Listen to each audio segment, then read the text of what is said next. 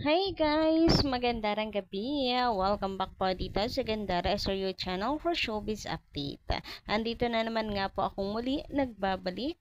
Ang nagmamaganda ninyo kachismosang Kim Pao, wala na pong iba, si Gandara, upang magatid sa inyo ng latest update and fresh happenings patungkol kina Kim Chiu and Paolo Avellino.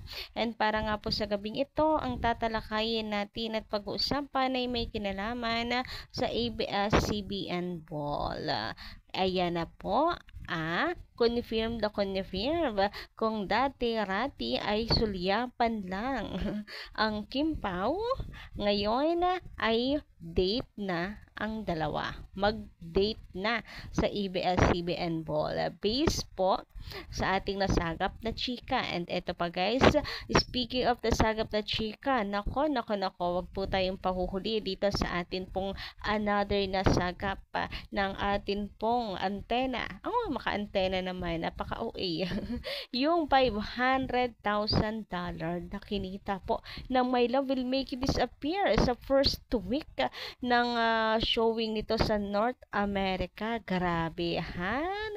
Sarap talaga sa tenga guys, makarinig ng ganito mga balita. Nakapalakpakan naman kayo dyan guys. Deserve talaga ng Kim Pao ng ating round of applause. Congratulations Kim and Paolo. Sarap sa tenga 'di ba ng mga gantong balita. Anyway, bago tayo mag-start, sa mga hindi pa nakaka-subscribe dito sa ating channel, paki-click lang po ng ating subscribe button at notification bell na nandiyan sa baba para mag-update din po kayo at ma-notify tuwing may bago tayong chika at balita hinggil sa Kim Pao.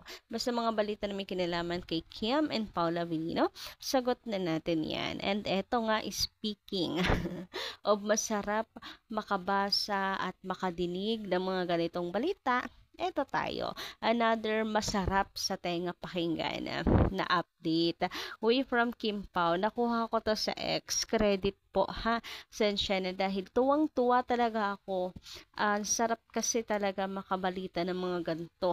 So sabi dito, this is my second time at hinila ko yung friend ko as casual viewer papuntang sinihan to know her feedback regarding the movie, and this is how it went. Uy, nagsama ng friend. Maganda yun, may casual viewers para patas hindi ba yung mga kritisismo tungkol sa movie. Mapa-negative or positive, may maganda rin naman pong dulot yan sa pelikula. Pag positive, of course, tatanungin pa ba natin kung anong magandang dulot yan sa pelikula? About naman sa negative, meron din para mas mapaganda, mas maayos sa susunod. Mga dyan naman nagsisimula yung alam mo yon para may mga natututunan kasi. So, ganun talaga. Kasama yan sa buhay. Pero ito na nga, from casual viewer, alam mo, excited talaga ako makabasa ng mga comments at mga feedback from casual viewers. Alam nyo yan. And eto na nga. Pero syempre, i-zoom natin yan. And alam nyo na kung bakit yun. So, sabi dito, I convinced my friend who's more into K-drama and not a fan of any local love teams, even Kim Pao, to watch My Love Will Make You Disappear after work. Just so I could hear her raw and unfiltered feedback without any bias.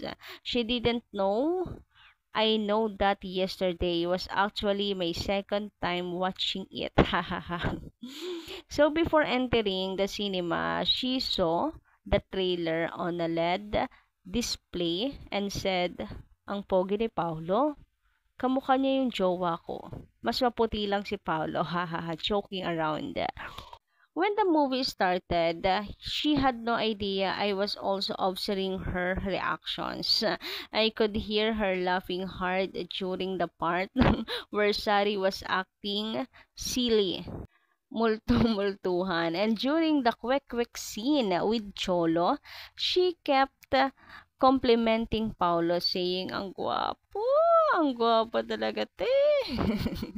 What I didn't expect was hearing her giggle and wanting to have a sex part, and then it's an instant I saw her wiping her eyes.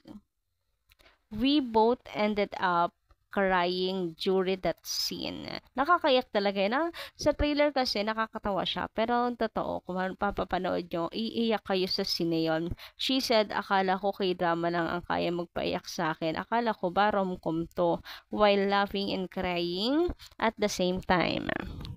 To give you a bit of her background, she lives alone. No parents around, but she has a half sister, but not in good but not in good terms.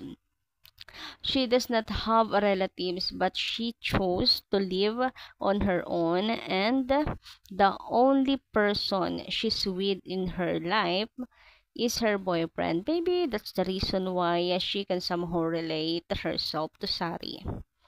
After that intense scene, we went back to laughing and then had a moment of silence again during the part where Jolo was dealing with his struggles.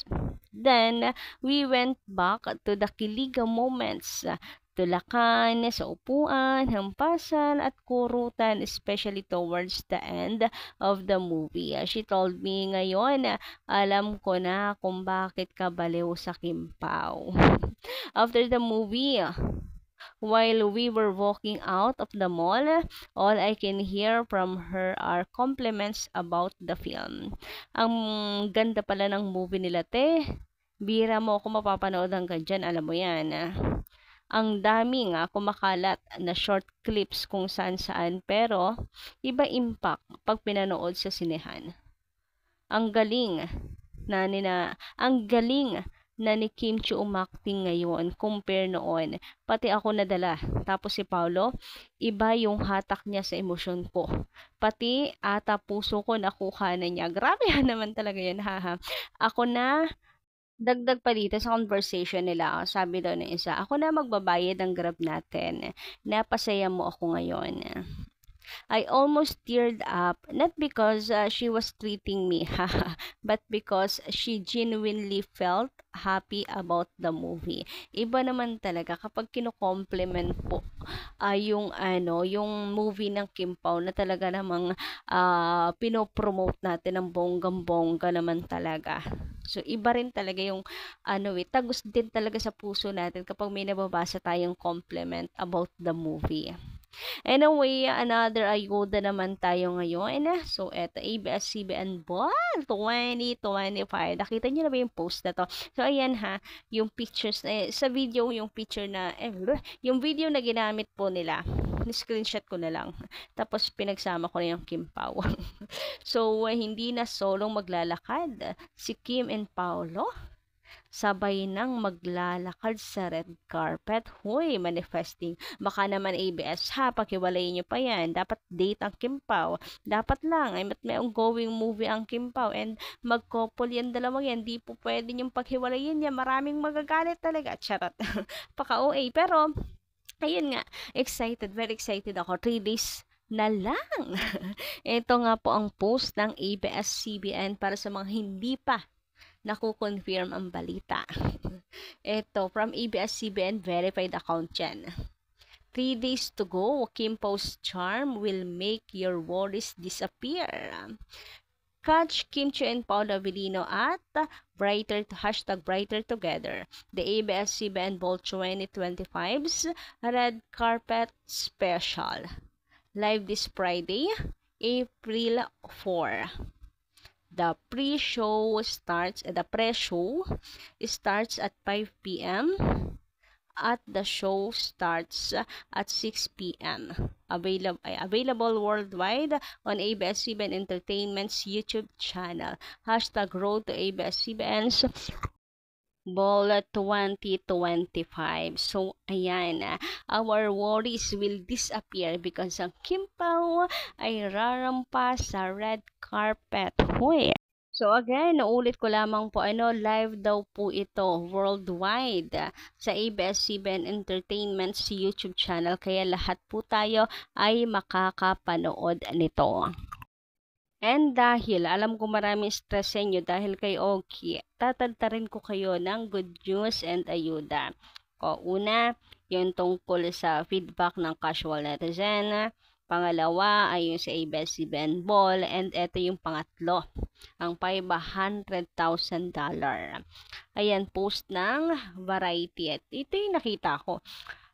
Sabi dito, Filipino superstar. Ito naka-highlight na lang. Ano, My Love Will Make You Disappear, which pulled in approximately $500,000 during the opening weekend across North America. The ABS-CBN Star Cinemas romantic comedy released by Abram Morama is now tracking for a project 1.3 M to 1.5 M million dollar theatrical run, positioning it among the top 5 highest grossing Filipino films in North America since the pandemic.